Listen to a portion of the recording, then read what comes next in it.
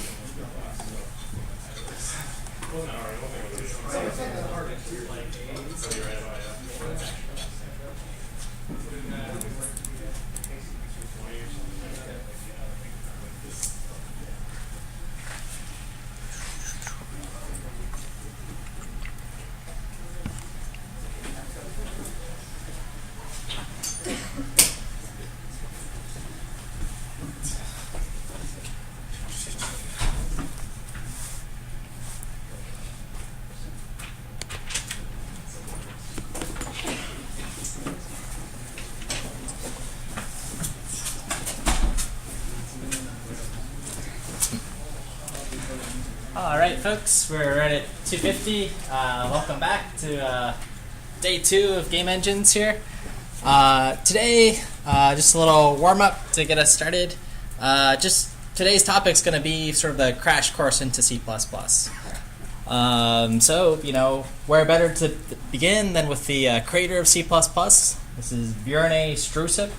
Has anyone ever looked at his wiki page or read his book or investigated him? Yeah, it's pretty smart guy. Worked at Bell Labs, PhD, was a professor, now works and still does research, but is still active 30 years or so after creating the language, which is kind of cool to see how the language has evolved. And that's what we're going to talk about a little bit today. And how active is Bjorn after 30 years of working on a programming language? Well, at least active as of January 3rd. He emailed me, so I'm forever going to save this email, and responded back. So he's super, super active in the C++ world, which is cool. If you actually want to know what's going on in this email, it's fine stuff, but that was kind of cool. There he is. So active, still working on C++, and that's what we're going to work on today. So C++ in a nutshell. It's probably going to look like a lot of languages you've already learned. A lot of folks here probably have taken 3520, the C++ course. So I want to make sure we look at some modern C++ things today for those who haven't seen it. And by modern, I mean C++ 11, 14, 17, 20, and sort of onwards. And sort of look at some of those object-oriented features, different ways to program in C++. So we're sort of live and recording.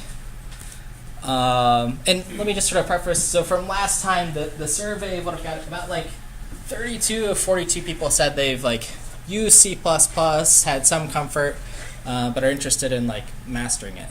So while this isn't a C++ course, this will be a good course for applying a lot of your C++ skills. But I need to make sure everyone's sort of on common ground first, so that's what we're going to work through today.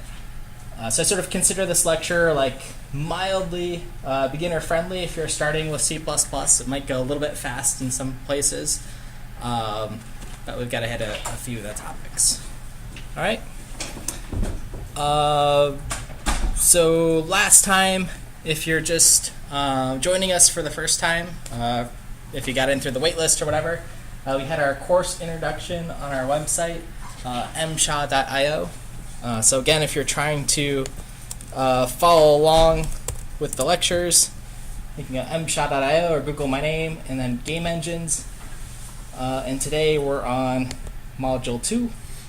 If you missed us, go to Module 1 and there's some surveys and stuff, and then this is where all of our activities, readings, etc. Will be hosted. All right. Last class we sort of talked about the course structure, the structure of a game, the difference between game engine and what a game is. Our game engine is sort of this data-driven framework where hopefully we can just sort of like build assets, scripts, plug them in, and then have a bunch of like reusable components and libraries to actually build games. So we don't have to start from scratch every time. Okay, we can focus on making the actual game, which is just sort of challenging set of sequences. Okay. Let's see. Any questions on course logistics and stuff before I get started? If not, we'll jump into our sort of introduction to C++ for game programmers to get us up and running. All right. So C++ in the game industry, C++ itself, as mentioned, is a really, really large language. It's sort of joke that no one knows more than 20% of the language at any given time. That's probably true. And it's been built on top of the C language. So folks who have taken some version of systems, right, we're building on that C style family language, Java languages, etc. But if we're using modern C++, so again, 11 and beyond, it can actually be pretty clean and pretty elegant, I guess. There's lots of functional paradigms and ways to do things somewhat cleanly in the language. Okay, so the truth is, especially if you haven't touched C++, we want to use the good parts. We don't have to learn everything all at once today, but we want to at least get started. There's two nice talks by people who are considered like experts in the field of C++. Kate Gregory, she talks about sort of the simple parts of C++. It's very tempting to always say like, I'm a big C++ programmer, like complicated code or whatever. But she talks about how you can do things sort of like simply, why that's good for a project, why that makes sense. So I definitely recommend this talk if you're looking at ways to like sort of simplify your code and become a better programmer. There's Herb Sutter, who's another big sort of C++ name, talking about what are the like absolute new C++ things you need to learn. So I took a few of their pieces from today's lecture. All right. So yeah, sort of use this lecture as a temperature to see like how comfortable you are with C++ for the course. Okay. So where else to start? Hello world. All right, so this is the standard hello world in C++. Bringing in some libraries. We have an entry point. This is how we sort of print out messages and return. If you sort of want to heavily annotate what's going on in C++, there is sort of a lot of syntactic sugar.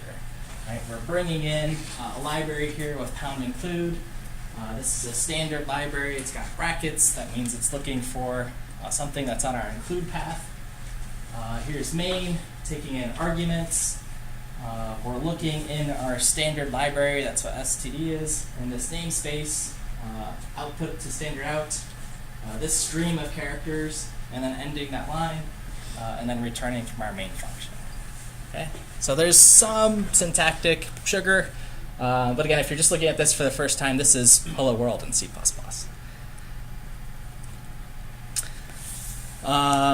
Now we have the code here, but we have to compile it.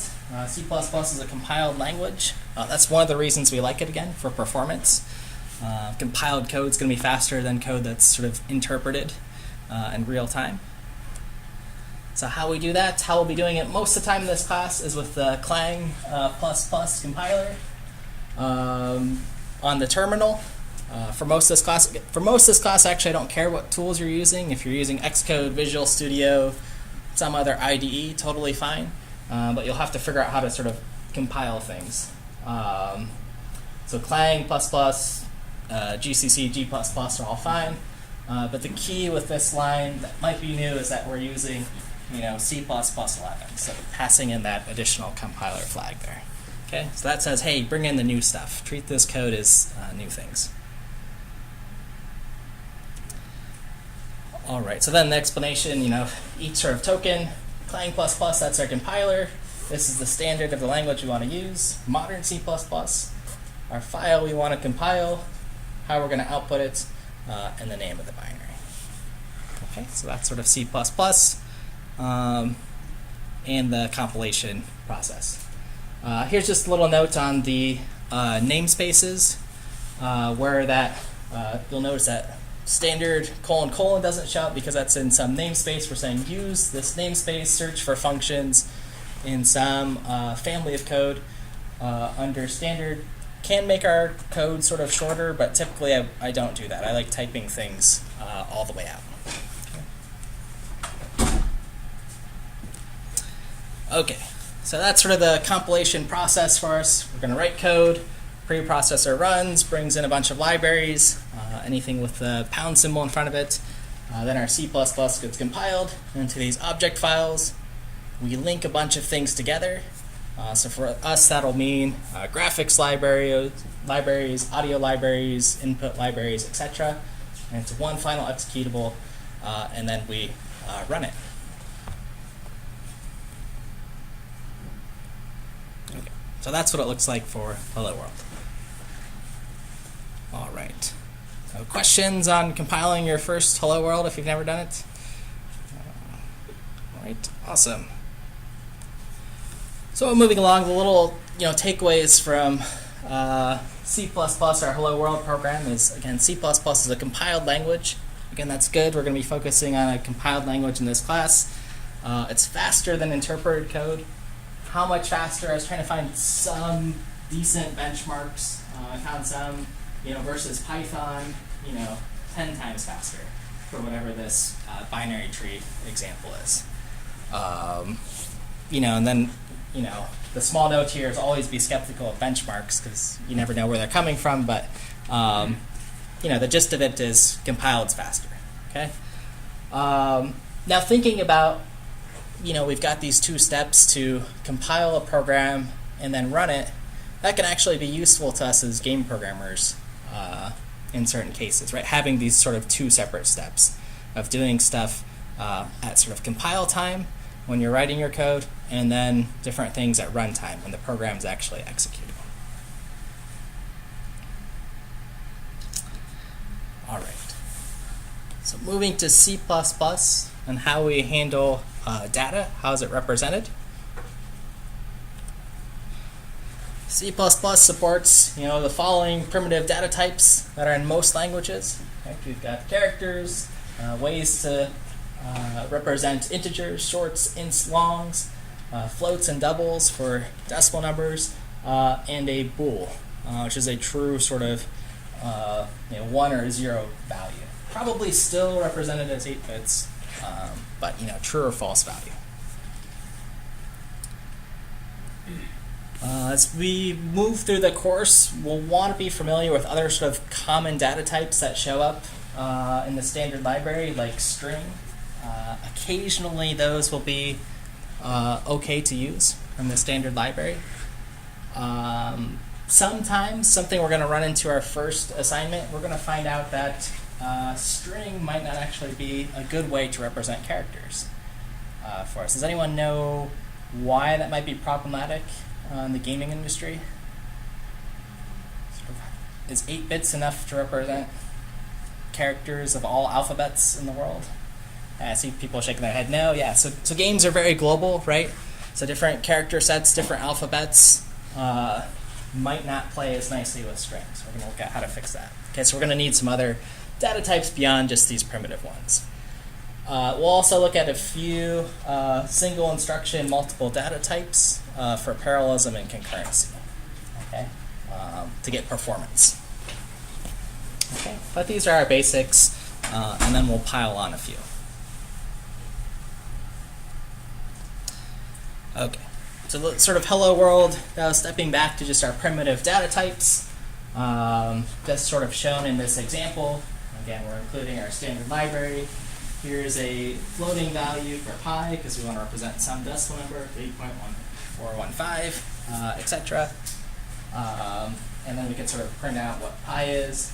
We've got another character here, status, just one alphanumeric character, and we can print that out there. Okay.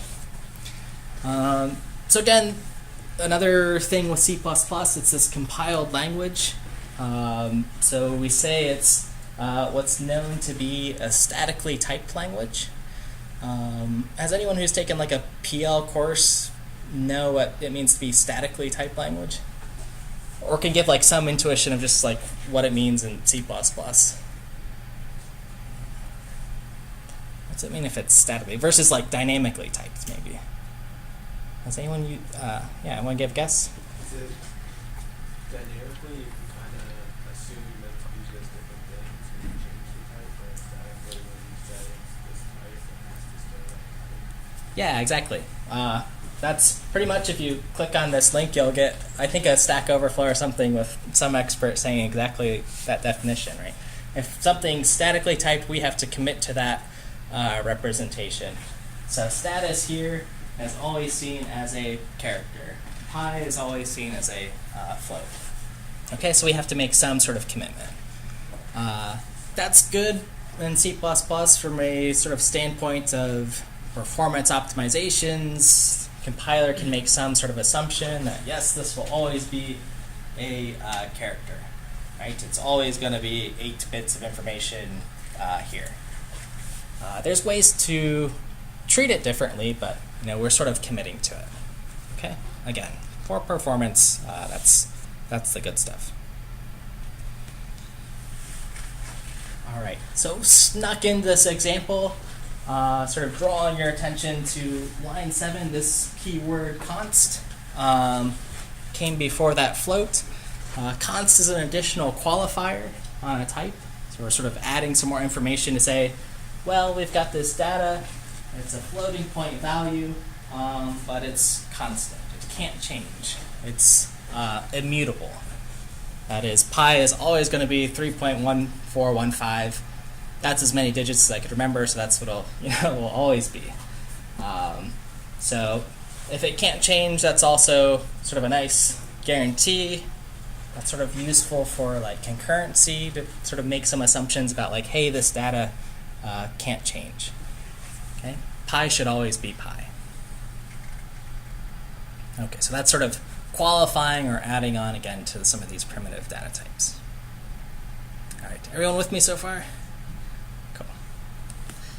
All right, so C++, we have functions, just like any other language. So here's a function here, square. It's got a return type, takes in a parameter, returns some results, x times x, the square of a number. And it's declared before we can use it in this example. So it's sort of declared what square is, gave a definition of what the code actually does, and then I can say, hey, here's the square of 5, and it should give me, 5 times 5 here.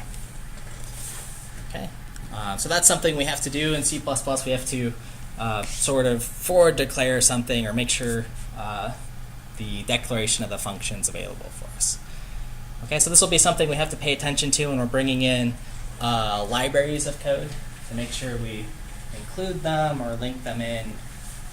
In other language terms, this is like importing a package before we use it. Right? And we can only have, one definition of, square that's an integer with 1 int as a parameter. Okay.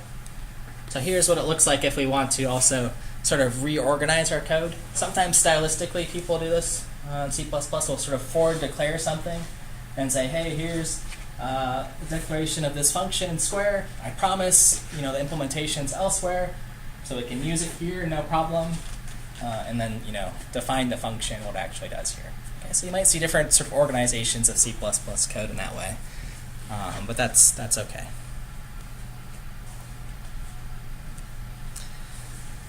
Okay, so adding on a little bit, so this is maybe standard stuff. This almost looks like it could be almost exactly Java code or something, right, if you've seen Java.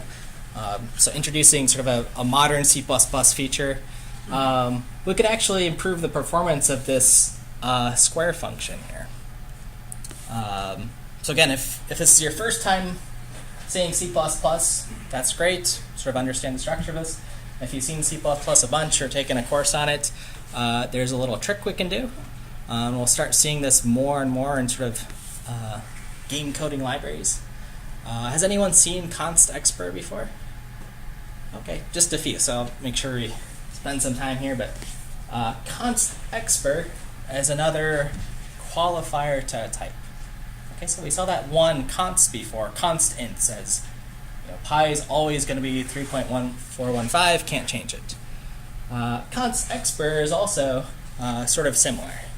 It's a qualifier to a type, and it's a hint to the compiler that sort of says, hey, you could actually compute this value at compile time. So you don't even need to figure out what the square of 5 is.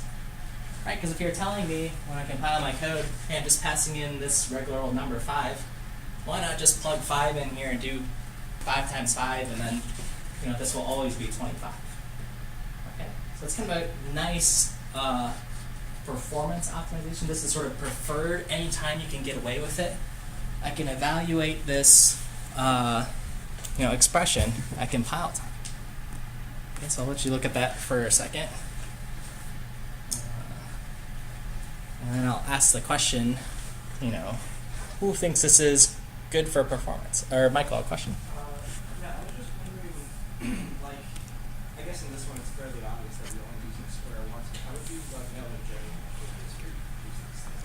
if Yeah, you can try it. The compiler might the compiler will usually complain, and it'll say hey, we don't have a value. If I just had int x here or something and it couldn't figure it out, I'll give you some message can't resolve what this value is, type mismatch or something like that. Yeah. So like doing something with user inputs, that would be an example where we put in users because we're Right, yeah, so anything we don't know right at compile time, yeah, we're kind of hosed. Sometimes we do know some of these things. Again, like this function is fine. Yeah. And there's no crossover that exists where you can get it to do all instances of defined arguments. Let's see, so all of defined. Like if you wanted to use standard addition and argument, like in this example, would still have the constant expression. Is there a combination? I could have just a regular int square function or a different one. But there's no way to get it to do what it does there. Yeah, then it starts getting a little bit messier. Yeah. Yeah. If it's prior to C++ 17, we should probably also specify inline as well. Oh yeah. I haven't talked about inline. That'll be for our first lab. But what's inline do? Has anyone seen inline? Can you sort of give us an idea. What does inlining do for us? So inlining tells the compiler that it corrects the compiler that it probably wants to take the body of the function and put it directly where it's called instead of having an entire call frame past the output. Yeah, so we probably just want to say, hey, this is a tiny thing. Let's just take x times x and make this 5 times 5 here, and then it'll resolve, hey, that's just 25 or whatever. Yeah. So inlining is actually going to be probably the biggest optimization you can get from a compiler. We'll talk a little bit about that when we build our math library. So for math functions like this, that's usually, or any small function, a good hint.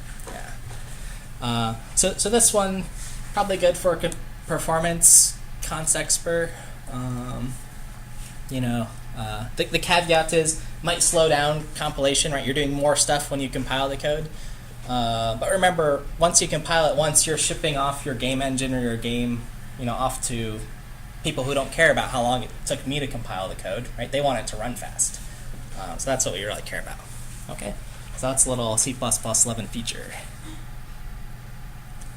Okay, so sort of running back to this point again, from other languages, C++ especially, in modern C++, we're starting to think about hey, what can we do at compile time? What can we do at run time?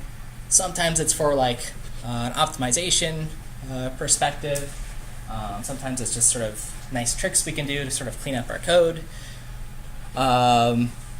And we can actually do a couple other things in C++ sort of statically at compile time. That's sort of where the language is going. So I want to show an example with static underscore assert on the next slide.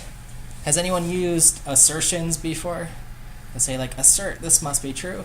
Okay, so they're typically checked while the program's running to say, hey, is x equal to 0, x equal 0. Instead, what we can actually do, again, at compile time, is check if something is true. So here's the code, then I'll read the box. Static underscore assert, the size of an integer equals 4. If that's not true, it'll say int is not 4 on this architecture when I'm compiling the code. Okay, so I wrote another assertion just to break this example. Static assert size of int equals 8. Okay, so one of these isn't true. Int is something other than the 8 bytes. When I'm just compiling this code here, time plus plus, etc., I hit this assertion. Okay, that's kind of nice. I can catch some error when I'm compiling the code, rather than surprising the user when they're running the program. Okay, so I sort of like this style if we can get away with this. Again, thinking about game engines, we're thinking about engines that have multiple versions, maybe are running on different architectures, your PlayStation, your phone, your PC, or whatever. So sometimes you have to do these sort of data checks. Or maybe you're just checking like what version of your code base you're using, how big some structure is, these sort of things. Okay, so you can statically catch these. Okay, so again, this might be a new thing for modern C++.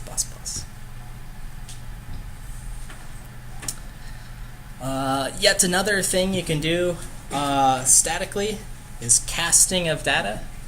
Okay, so I gave this idea that C++ is this statically typed language. That means you say something's an integer, it must always be an integer.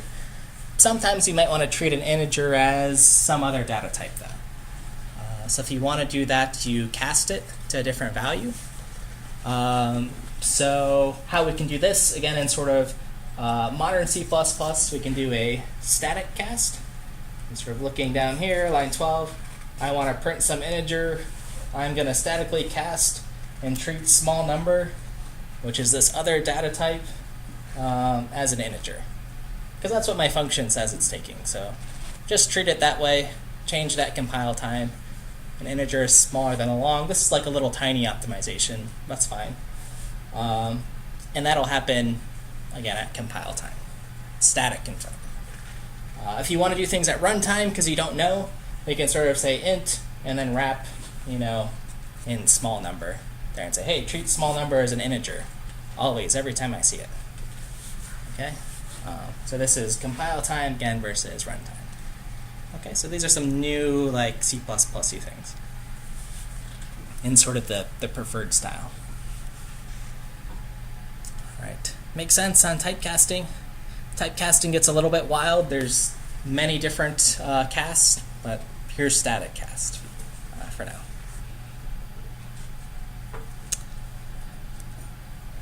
All right. Okay, so we have some data. Now we need to figure out sort of how do we access this data, when and where? What are the different pieces?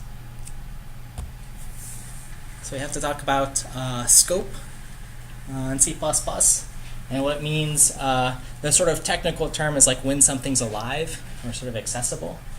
So here I have some curly braces.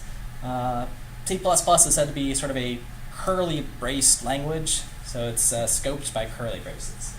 So that means that this x equals 5 lives between these curly braces, and then once I go outside of them, I can make another, int x equals 7, and these are two different, x's, or whatever. This one sort of, it dies, again, that's sort of the technical term. This is dead or not alive by line 11, and then it's sort of alive here, and then it dies again, a different one. Okay? So that's sort of the liveness of like a primitive variable. Okay. That same sort of ration goes with objects. So int was just sort of a primitive type, but I want to sort of introduce an object.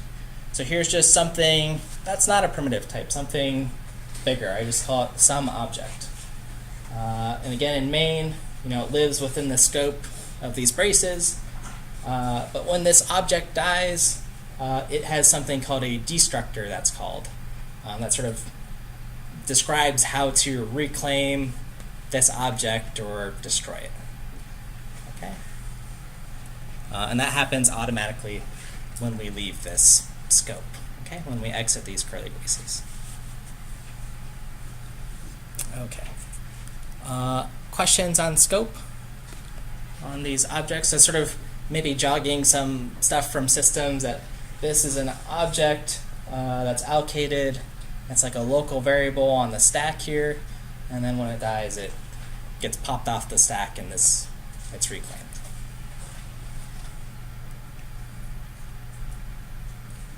All right.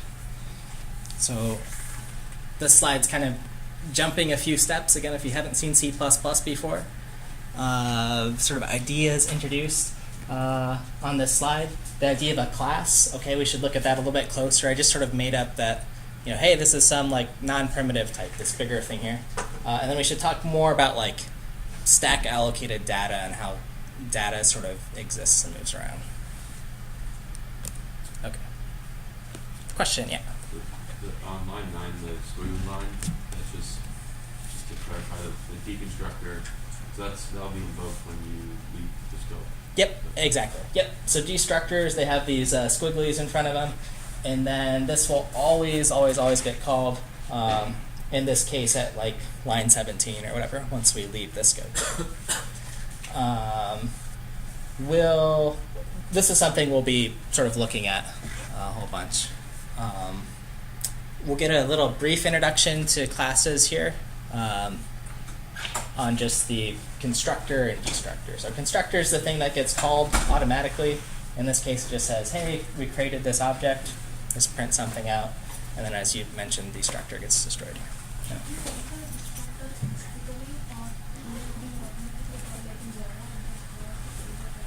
Yeah, okay, so the question was, if I'm getting this right, do I have to create this destructor?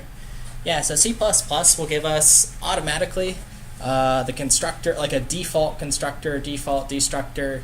It'll give us something else called a copy constructor.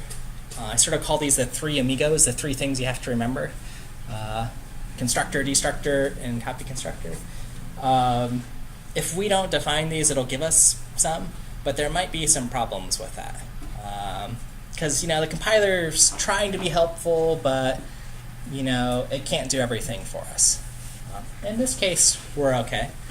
But we'll look at, maybe for the sake of the recording or just to get some terms, the difference between a deep copy and a shallow copy, and sort of how that can cause problems. All right. Other questions on this example? I know I'm zooming through, so slow me down if there's anything here. We'll learn a lot, but we'll get to practice it too, again. Okay, so starting with sort of classes in C++. Again, maybe you've seen them in Java or Python or some other language, but this is really our way to build a custom data type, right? Sometimes we need more than just integers, characters, floats, etc. So typically how we talk about a class, it's a collection of attributes. That's some data, something that it's holding on to, and then some behaviors. So something it can do with that data. And these are like your functions that actually do the work. Okay? So your attributes are your data. These are some like member variables, and then you have your member functions.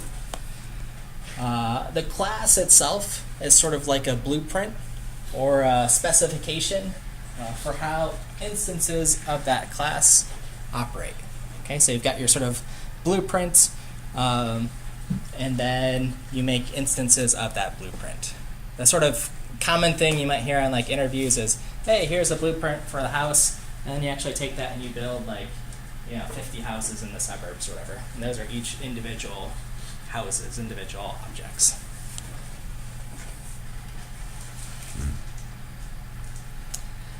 All right. So here's a class example in C++. It's got a name. It's called game object. The word public under it means that these are things that we can access publicly. They're not like hidden in any way. But under private, this is something that's sort of hidden from the user who would access this game object. Okay. Then we have in our main body of code 2 instances of a game object called Mario and Luigi. Okay, so 2 like individual characters here. And when these are created, again, the constructor is called, and then when we leave scope at the end of our program, the destructor is called. All right, any questions about that? Yeah. Do constructor and destructor have to be public, or is this called online?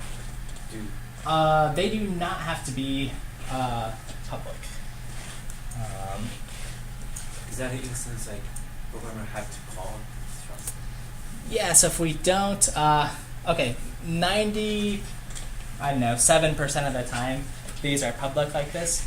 Because if I make these private, it'll actually say, hey, there's no constructor here for, no game object constructor for Mario and Luigi. The game design pattern, which we might get to at the end of class, is going to show like an instance where we actually want to hide the constructor and not let the user call it. Does anyone know what that's called? Okay. I think I heard it whispered, but we'll leave it as a cliffhanger. Yeah, singleton I'm hearing whispered, but this is the general sort of form. Again, should look pretty similar to like Java code. I guess I've written some Java code, but you have your constructor at least there, and we need a destructor. Okay, so the structure then of a C++ program is often you have things sort of broken up into interfaces. These are your header files, and then an implementation, your C++ file where actually, again, do the work. Sort of say, hey, how do we perform the work of a constructor or whatever member functions. And then, of course, you have your main entry point and another source file. Okay. So sort of in a slide, this is what the interface and the implementation look like when they're separated out. So on the top here, this is some file, gameobject.h. That means it's the header. Again, it's just that blueprint that's saying, hey, here's some custom data type, some class that I've made. So it's got its constructor, destructor, value, same thing that we looked at. But there's no actual work being done here in the interface. And the actual implementation down here, this is the second file, I have the constructor. So the constructor for the GameObject class, and then the destructor, again with the squiggly line, for the GameObject class. And here's where I'm actually doing the work, right? Curly braces, not much interesting work to do here. Set the value or something, maybe delete something or print a message out, but that's the destructor. Okay? So our interface and then our implementation. Often we like this. I guess there's some debate depending on what school you come from, but if you're going to look through, we're going to look through some big sort of code bases. And what's kind of nice if you have the interface separated from the implementation, you can get sort of this high level, 10,000 foot view or this overview of what the code's doing by just looking at here. And say, hey, what can I do with the game object? Okay, I can construct it and destruct it. And that's it, right? You get that sort of overview without sort of getting lost in the details right away. Okay, that's again this idea of encapsulation. Just sort of hide the details away here, and this is how we're actually doing these things. Okay, any questions on this? Then I'll show sort of the full-blown example with lots of windows. So same thing we looked at here, our interface, implementation. Here's some main.c++ code, main method, and then the same creating Mario, creating Luigi. And then how we compile it, well, this time we have more files. So Clang, C++11, our class file, our gameObject.cpp, and then output. Okay, so we're compiling this file and this file, and then building our project. Okay. This is probably a good one to mention too, as I'm showing these examples. If you want the code, it's always a good exercise to type them out, but they're all the code listings are here on the website too. Let me leave this one up for a second and see if there's any questions. Yeah. So in this example, there are two files, so it's easy to write them on both of them. Yes. So there's a C++ file here, C++ file here, and what's your question? What if there are more files? Do I have to specify every single one of them? Yep. Yeah. You have to specify them all. There's little tricks where you can kind of. Sometimes I'll just put a star.cpp, and that's sort of like a wildcard character. You can also sort of something we do depending on what like build system you have. Different languages have different ones, but you could just compile one C++ file at a time, and then you sort of just link together all the object files. There's a lot of different ways to build it. For the most part for this class, if you're in like an IDE or something that's sort of managed, which is nice, we'll just have like a source folder and then / star.cpp, and that'll build everything. That was one question. Other question? Yeah. Does the order ever have an impact? Order can have an impact when we're linking things. When we're just compiling these, in this case it doesn't matter. Order can sometimes have an impact. For now, the compiler is just looking and saying, okay, compile this CPP file, and it's going to say, okay, which is the class one?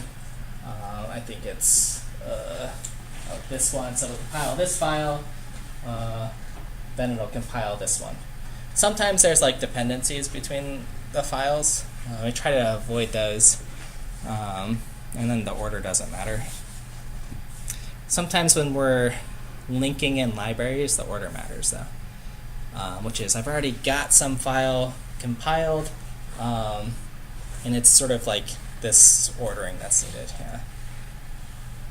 Other questions? Yeah. On top of the header file, what does that define? Yeah, okay, so this is a little trick here. There's, again, sorry it's kind of in dark purple if you guys can see, but there's hashtag ifndef, so if not defined, this gameObject_h. So when the code's compiling, it'll read through this file and say, hey, have I seen something called gameObject_h before? And if I haven't, define it, and then sort of carry on, then endif. This sort of protects us from if I include this file multiple times, we don't want to compile the same thing over and over again.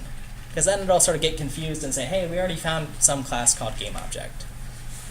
Typically we call those header guards. This is sort of the common way to do them.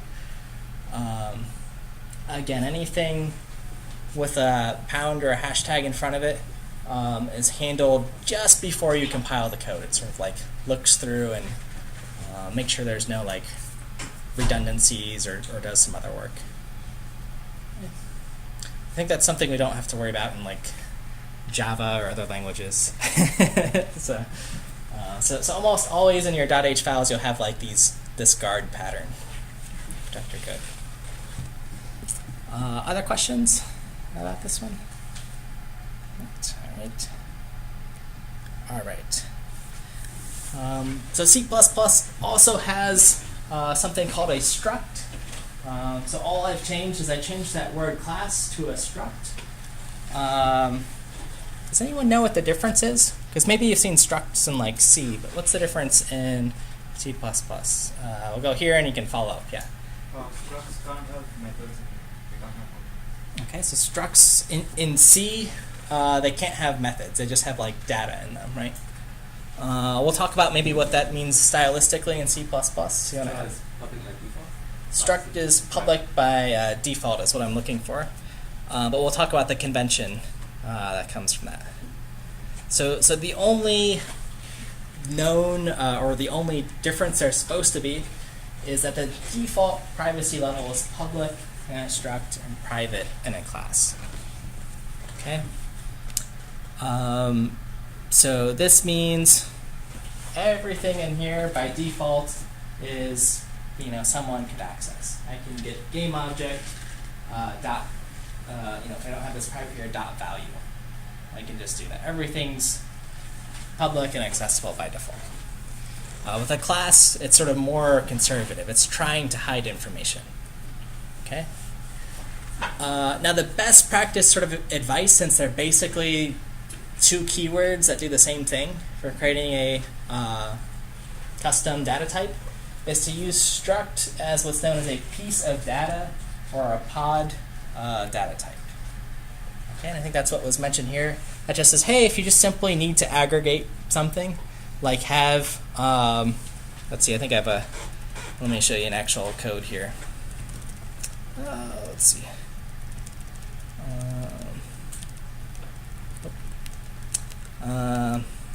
I'll just write one on the board here in a second. Here's the lecture in 5 minutes.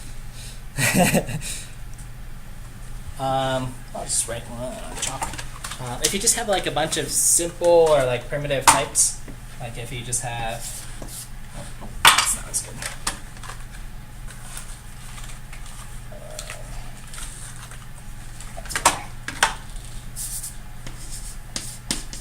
I have struct and then like some, I don't know, math data type, and it just has like a float, x, y, z, something like that. This is like convention, right? It's just a plain old data type. It's a vec3 that has an x float, y float, and a z float. That's sort of the encouraged convention. That's what we'll follow for the most part in this class. And everything's sort of publicly accessible, right? So I can do vec3, I'm just going to call it my vec. I can just do my vec and dot x equals 2, or whatever like that. Okay. Let's see if I can. That doesn't move. Can everyone see that in the corner and get the idea? Just plain old data type, just holding like primitive types or other types. That's sort of the convention. Otherwise, just use a class. All right. So in general, we like classes, right? They sort of help us again with this idea of like encapsulating data, keeping everything sort of nice and together, as opposed to like just writing a big long program or lots of little functions. We can sort of hide the intricate details, right? We don't necessarily need to know what the inner data structures are, the containers and stuff.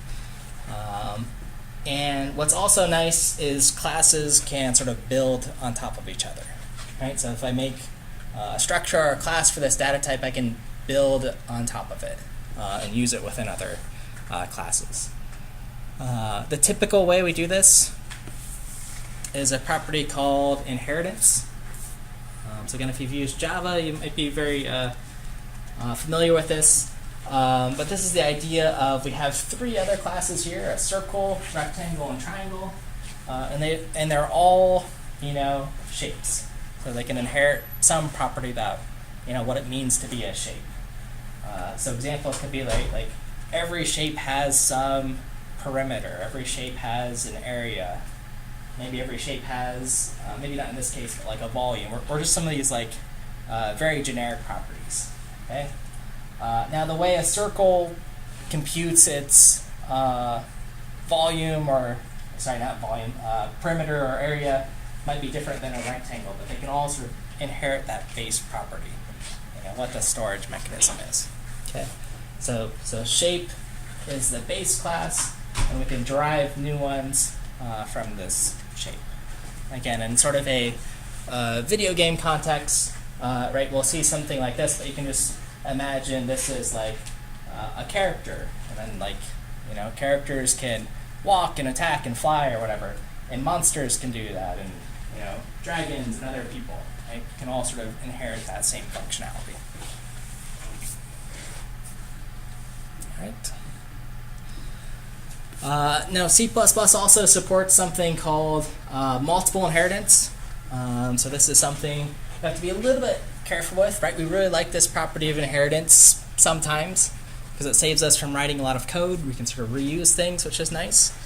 But in this situation, where I have this class here, which is called class A, and then class B inherits from it, and then class C as well, so it's sort of like a family tree.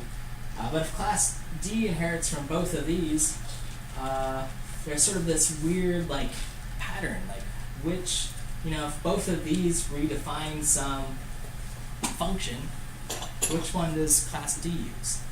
Okay? And the answer is, I don't know. No one knows. It's up to the sort of compiler to choose, or whatever happens at runtime. Okay? So that's the problem here, right? You can think of it like a family tree if you want, or just inheritance, right? This is bad. This is diamond inheritance, they call it. Sort of forms this diamond. Okay? We call this the deadly diamond inheritance pattern. Okay, so we try to avoid that. And as mentioned, right, if class B and C have two functions with the same function signature, same function name and arguments, which function does D get? Yeah, the compiler guesses. Okay.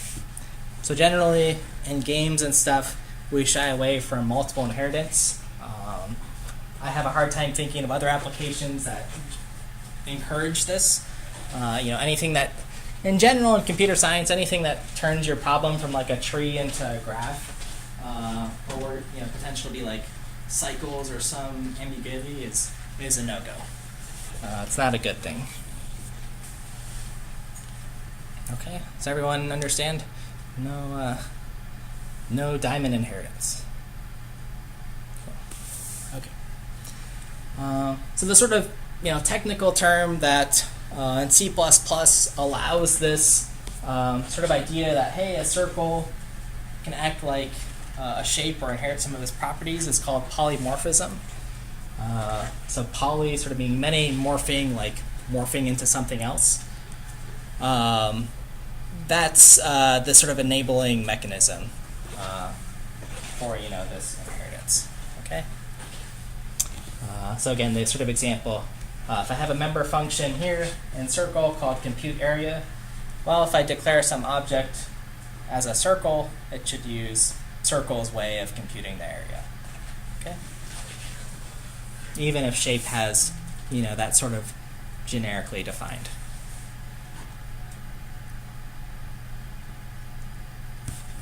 Okay, make sense on the polymorphism stuff? All right, and there's also another type of, this word polymorphic is really overloaded, as it is in C++, I guess, but there's function polymorphism. Something we can't do in C, but we can do in C++ now is we can name things the same if we want. So I can have a function called square that takes in an integer. I can have another function called square that takes in a float. I can have a function called square that takes in a double or whatever. Okay, so I can reuse the names of things. Kind of nice for consistency. Then the user just sort of calls square, and whatever data they pass in, the function does the right thing. All right, so that's sort of polymorphism. All right, any questions on that? And we're going to do the quick tour of pointers. Get those back in. All right, so memory management and sort of addressing, what it meant when we were looking at liveness and scope of things and stack allocated data. Let's take a look at what that is.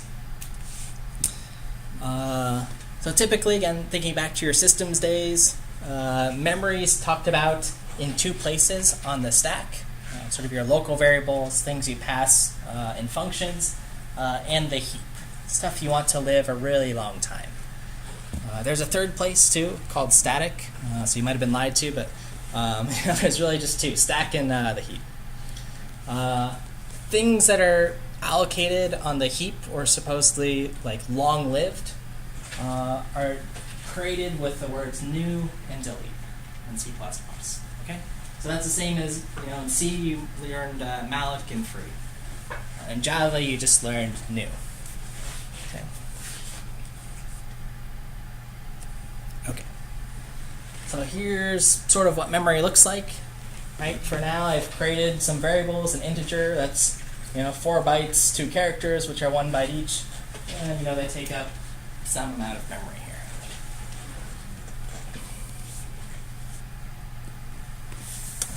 Looking at that memory, so I'm looking at my integer here.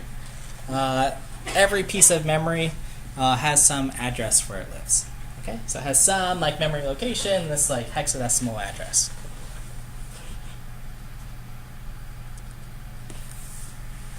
In C++, if I want to figure out where that memory lives, I can get that with the address operator. So that's the ampersand here.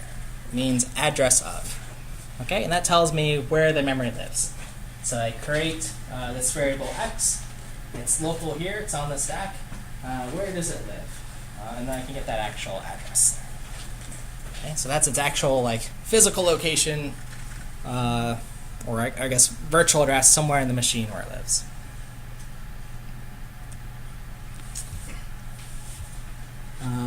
Now why this is sort of helpful, again just thinking about memory, where it lives, how we can access it, we need to learn some of the semantics of C++. There's something called pass by value. So if I'm calling some function, I've got this integer x, 42. I set its value, and then I say, x is, well, I don't know what it is. I called this here, it passed in the parameter, and then it does some work here.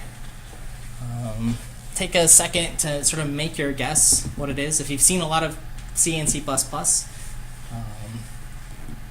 maybe you'll know. If you haven't, sort of any guess is fine. And I'll just have you sort of lock in your guesses in your mind. The big reveal, x is, well, it's not 9999. Well, wait a second. It's 42. But if I call this function and it's, passed there and set it to 9999, wait a second. Okay. So this has to do with the semantics of the C++ language. Okay, if I'm passing something by value, so I'm passing in some value here, which means just like some primitive type, some object, whatever, x, it's actually making a copy into here. Okay, so it's going to make that copy, pass it into the function, that gets changed to 9999, but then when we leave this function, that variable is gone forever. Okay, so it's sort of left unchanged. Okay, everyone okay with that? Pass by value, great. All right.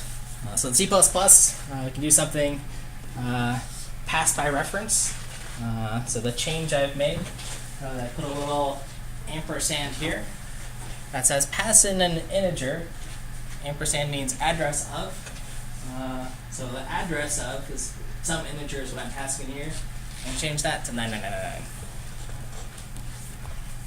I'll let you lock in your guesses for what you think x is. Started at 42, pass it in here, print it out with our pass by reference semantics, and we get, lock in your head your guess, 99999 this time. Okay, so that's a way to sort of mutate this value, right? So we're passing in the actual address of where this thing lives in this function, not a copy of it. Okay. Okay, so that's pass by value versus pass by reference. And here started the annotated version of it. Can anyone tell me, why do we care about this? Why are we even spending time on this in game engines where we care about performance? Or just in general, yeah. I just had a question on This one? Yeah. Yep. When you call set value x, why do you just give it x and not the So if I'm just passing in x, this is saying treat it as like the function signature is giving like pass by reference semantics. It just says bring in the address. The simple use it expects an address in, right? So why can't you just ask the address of that? Does it understand because it needs an address or automatically? Yeah, so it knows that it's taking in the address. So this type has to match the int there. That part has to match. And it says this is an int. This ampersand, I guess you can almost think of it like, I want to be careful maybe how I use the word. It's almost like telling the function to take in like a alias, I guess, or something. Like just take in this address value here. So if I passed in address of x, that would be a type mismatch. I think it would complain. Like we really need a pointer if we want to pass it in that way, because then it would make this parameter like a pointer to some x's address. I want to say this is just a semantic thing with how you do pass by reference in C++. We'll touch on, well, I don't want to say anything else. There's ampersand now, too. And it just sort of knows. But that one, thinking about that one again, it's just like another semantic thing. You don't have to like add anything more. It just says, hey, treat this in a special way. Yeah, that's a good question. Other questions on this piece? What about the question of like, why might pass by reference be interesting versus pass by value? Pass by value and passing in this copy. You were first, and then I'll get a second follow-up. Yeah. So with pass by value, it's really easy to like generate another instance of the same class or something similar. Mm-hmm. Just covering that will make it really easy.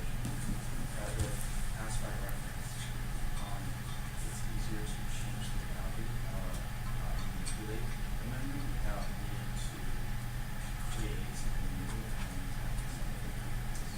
Yeah. I'll let you. Yeah, it's essentially what I was going to say. I also thought maybe the last question fed into it a little bit where you want to like organize your code base where parts of it protect against mutability and others don't. You could have that understanding. Yeah. A third follow-up. Yeah. References with most of these bits usually like constant references, so it doesn't actually guard immutability because you can guard against immutability while still having references. So the important thing would be copying or not copying. That's true. Yeah, we're getting sort of nitty-gritty, but I think the general that everyone heard the idea is sort of are we copying data or are we not? Sometimes those copies can be expensive.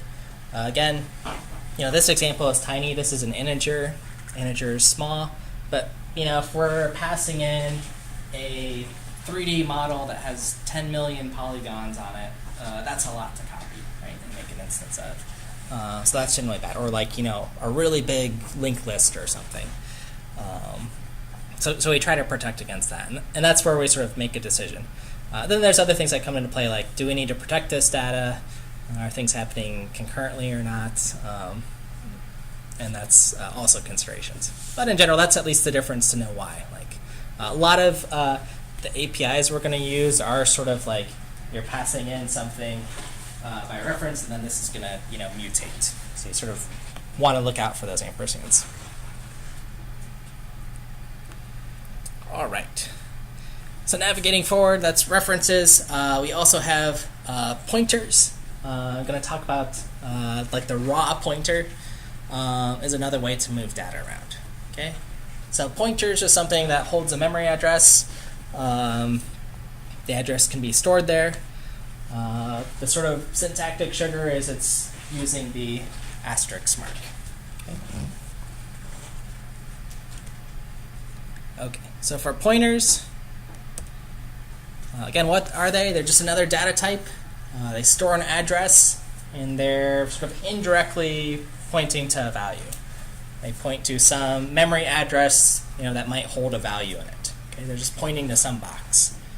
They haven't looked inside the box to see what's actually there, but they know how to get there. You can have pointers to any data type, so integer pointers, floating pointers, pointers to our game object, whatever.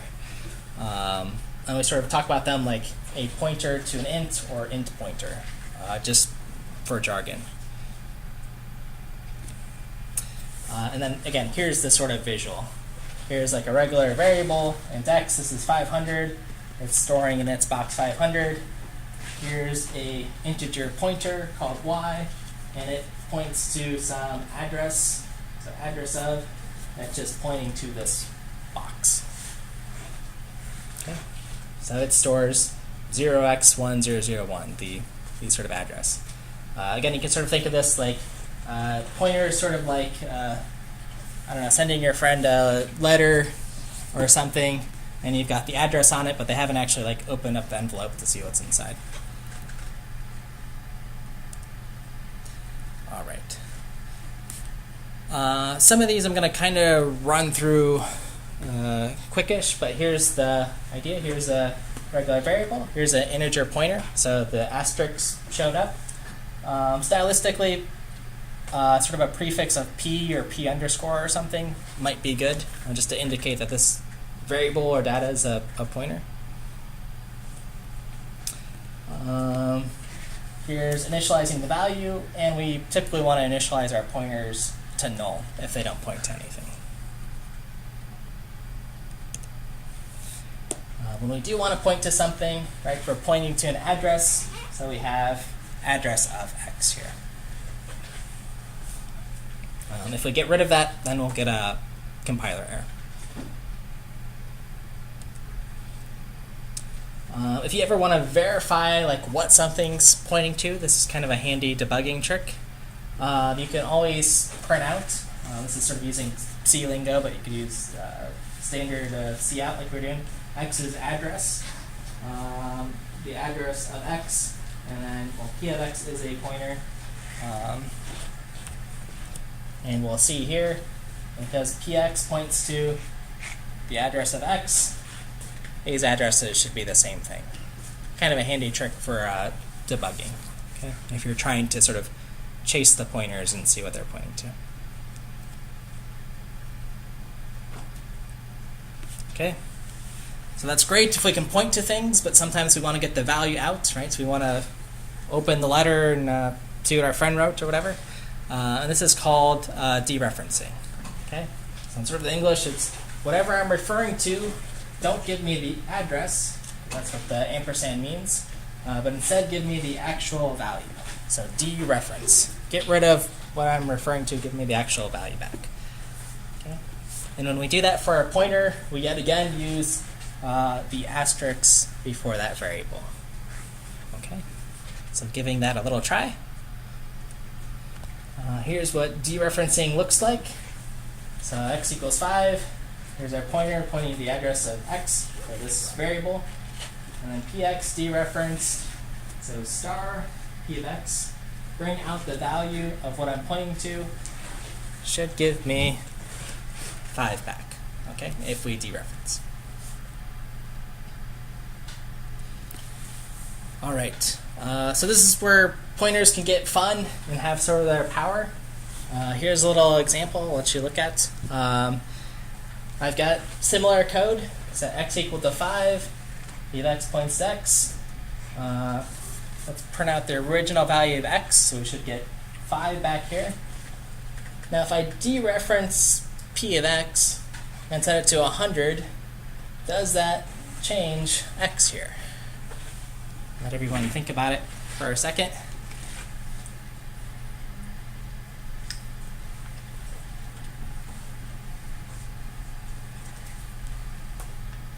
And sort of lock in your head your answer.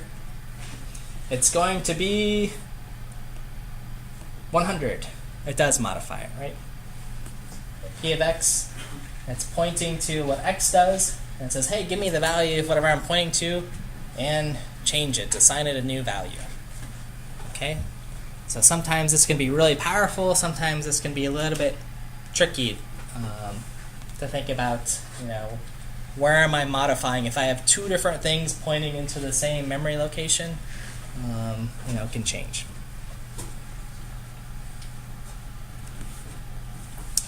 Okay, so why use a pointer? Do they just complicate things?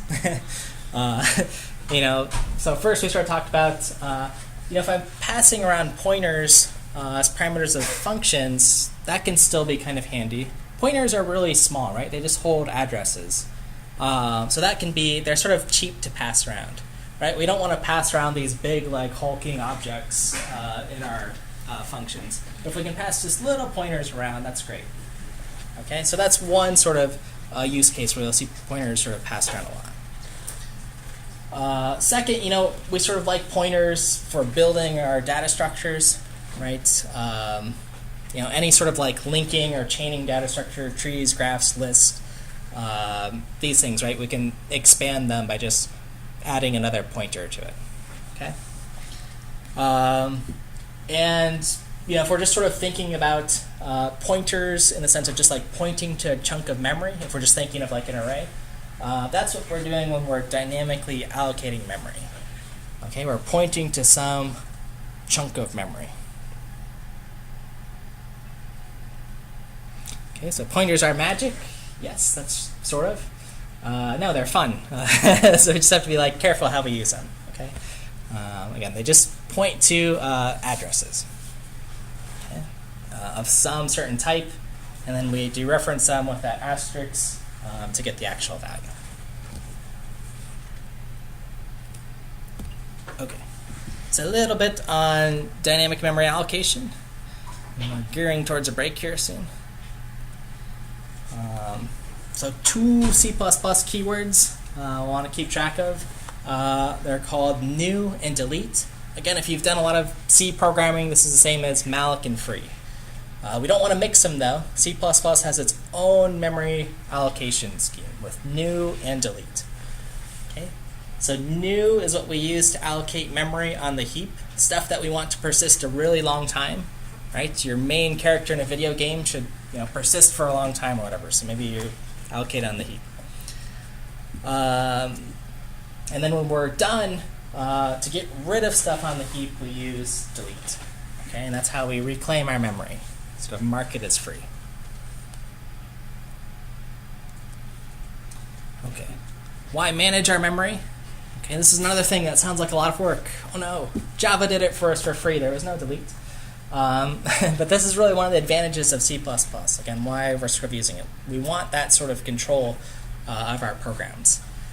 Memory allocation, if you took systems with me, hopefully I mentioned at least many times that allocation's expensive as far as how long it takes. Okay, if it's expensive, if it takes a lot of time, we want control over that. In our games, we sort of want control over how memory is allocated. And then, sort of secondly, I talked about sort of building our own data structures. We'll have to sort of organize the memory. We sort of want control over that. Java, other languages, the memory is just sort of reclaimed whenever it wants, and we don't want that. Okay. So 2 quick scenarios on new and delete, how to use it. Okay. So here's an example of allocating memory for object and reclaiming it. So here's a struct, a plain old data type with 3 things in it, vector 3. In our main body of code, we create one of those vectors, in fact a pointer, so it just says, hey, point to some memory and give me enough memory with new to store a vector. Okay? And direction points into that box that's big enough to store floats x, y, and z. And then, hypothetically, we do something here, and then we delete it when we're done. We'll say, all done, reclaim that memory. Okay, so that's sort of scenario 1. Everyone okay with that? All right. The second is sort of if we want, a bigger chunk of memory. So same sort of structure. Here's our vector 3, but this time we want to store, many directions with an S. So this time give us an array. Give us 50 vector 3s. We want to store a lot of information. So in a really big contiguous block of memory. And directions is going to point. It's a pointer to that very first one. And it's just like an array. And then when we're done with it, we want to reclaim all of that big chunk of memory, delete, and then brackets here, okay, because it's an array. So this is sort of just the semantics for getting rid of all 50 of these vector 3s. So we have to use the brackets.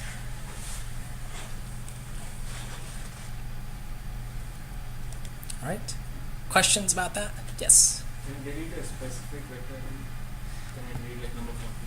Yeah, you could. Actually, I haven't tried. I know if so. So I guess first question: if I get rid of this delete or these brackets and just delete directions, that gets rid of the first direction, that pointer to the first block. I guess I've never tried delete 40, honestly. To see if it has anyone ever tried that? It'll be an experiment to retry. If it'll just reclaim that one vector. Sometimes it depends on how the allocator is sort of implemented, because it'll give you like a chunk. I don't know if it'll just like say, hey, I'm gonna grab out a chunk, because then it has to like sort of reconnect things. So I don't know if that's true or not. Has anyone tried that by mistake or on purpose? No.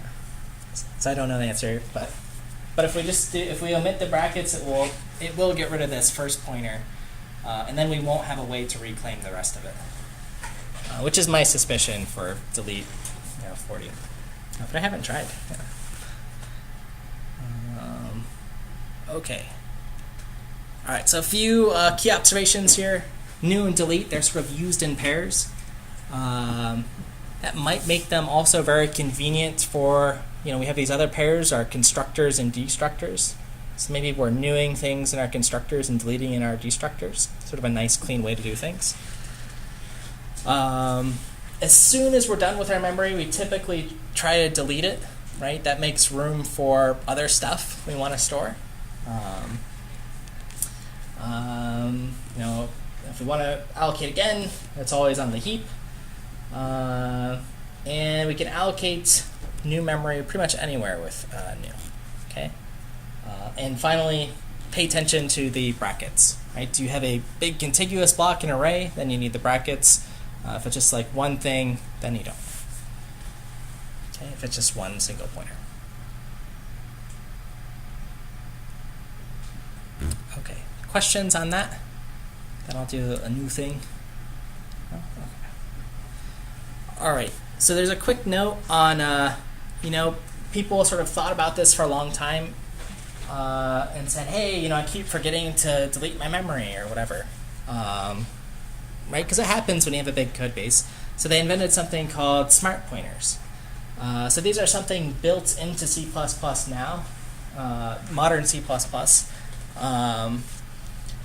And this is a way to sort of manage the memory for you. It's sort of getting closer to Java, I guess, right? Where you just sort of allocate something and it'll free itself. Once it knows that memory will never be touched again. Okay? So here's sort of the built-in pointer types, right? So we just have raw pointers. That's what we learned about, just using the asterisks. Those are sort of fine. You can create something that's a unique pointer that just says, hey, I'm going to create this pointer, and it's only ever going to have one thing point to it. Okay, I can't point multiple things around. So that sort of gets rid of this weird problem if you have multiple things pointing to some box and then you delete the box. What are all those other things pointing to? You don't have to worry about that. You have shared pointer, which you can have multiple things sort of pointing to a box and it keeps track of that. It says, hey, a bunch of things are pointing to me, don't delete me yet. I might be valuable or whatever. You have weak pointers, which sort of say, hey, a bunch of things can point to the box, but I trust you to remove the box, and it'll be okay. And then you have auto pointer, which is deprecated and you're not supposed to use. So those are some of. There's other pointers, scope pointers. As an exercise, I haven't committed to it yet, but we might implement our own smart pointers because they're kind of fun and a good way to learn this. And basically what it looks like is you have a constructor, you allocate memory, and your destructor, you delete yourself when you go out of scope. And that's it. Okay. So smart pointers will be a thing. That's maybe a new thing for folks. Again, I don't know if in the 3520 class you look at smart pointers, but I haven't taught it. So. All right. So some closing thoughts on C++. Sort of words of wisdom, you know, the general stuff, using good naming conventions for your classes, breaking things into interfaces and implementations, right, just to make your code base sort of manageable, make it clean. A lot of this class you're going to be working in teams, so that'll be sort of important, this sort of separation of tasks, separation of concerns. The gold nugget sort of wisdom for this lecture too is this is actually a really good tutorial. C++.com, you know, very nicely named tutorial. You know, you can probably go through this in a weekend, and we don't have any homework out right now, so sort of take advantage of that before we just sort of dive straight in. There's some other handy topics in there, like exceptions for like handling errors, input and output, which we'll be dealing with. So take a look at those things if you're not comfortable. If you are super comfortable with C++, you're leaving today saying like, hey, I sort of know about everything. You know, do look at some of those things like smart pointers. Look at what you can do at compile time. Those are really big themes in game engines. We'll be sort of touching on them. Okay, so with that, I've got a little video, and then we'll do the in-class, and then we're going to do the just power through the in-class activity, and we'll do the design pattern for Monday, which is the game plan. If you want to look ahead, there's on game patterns here. But I want to do video. So I've got one video I've shown a lot of people before. You don't have to watch this. You've probably seen my class. This is Binky if you need a little bit review on pointers.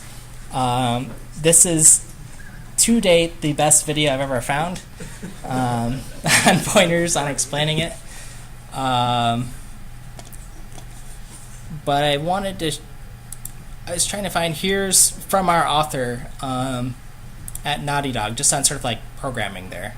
I don't know, it's a little bit of a pump-up video, but you guys want to watch this one or Binky? This one, Binky? Jason Gregory, your author? Okay. Binky will always be available. I've shown it in a couple of classes, so I don't want to overuse it, I guess. All right, let's test out the volume.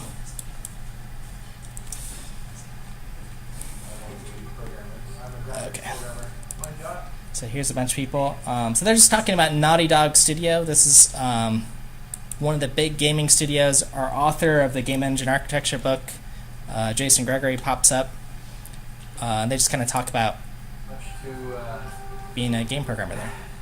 I think that's a surprisingly difficult question to answer.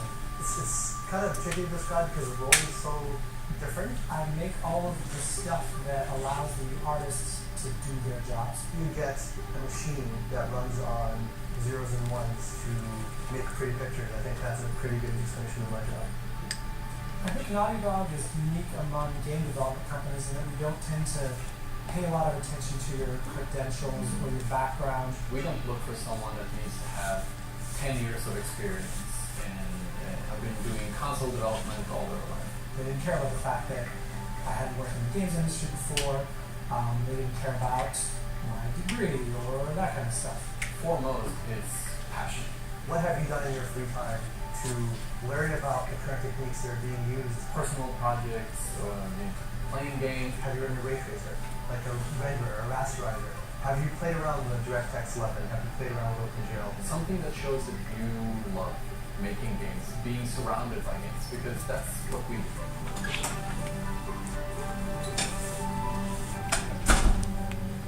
For programmers, we have a three-step interview process. So it starts out with a phone interview, and if that goes well, then you have another phone interview that's more in-depth and involves more math, more technical questions, and lasts a little bit longer. A lot of programmers, when they first come here, when they interview, might be a little surprised that we're so focused on math. Those are I think math is a super important aspect of all game development. Being able to methodically and logically solve problems. That's what makes a good program. That's what makes a cool environment team here. New people that join us, we take them, we throw them at the deep end of the pool, say, here's the task, go with it. I think people who need more guidance or look to a manager or a producer, those people struggle here because there's not a lot of that. But it's also what makes it fantastic to work here. You know, it's a sort of a core skill to be able to focus on what you need to do, but also be willing to be available to help others. Everyone finds a way to strike the right balance.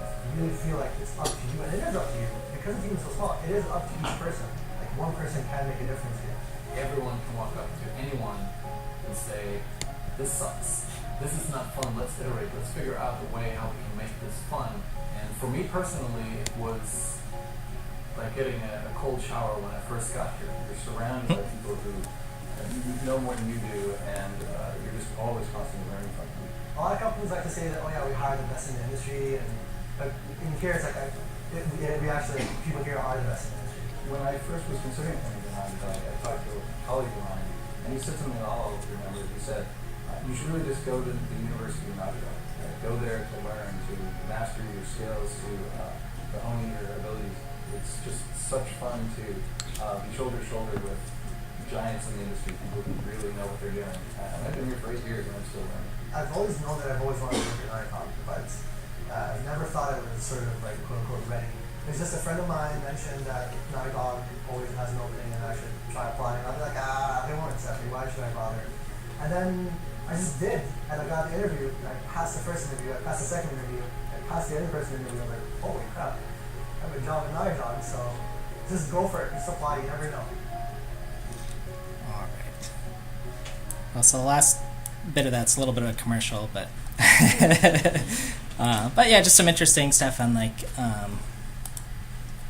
from our author and different projects you can work on, how their team sort of works, and sort of thinking about that.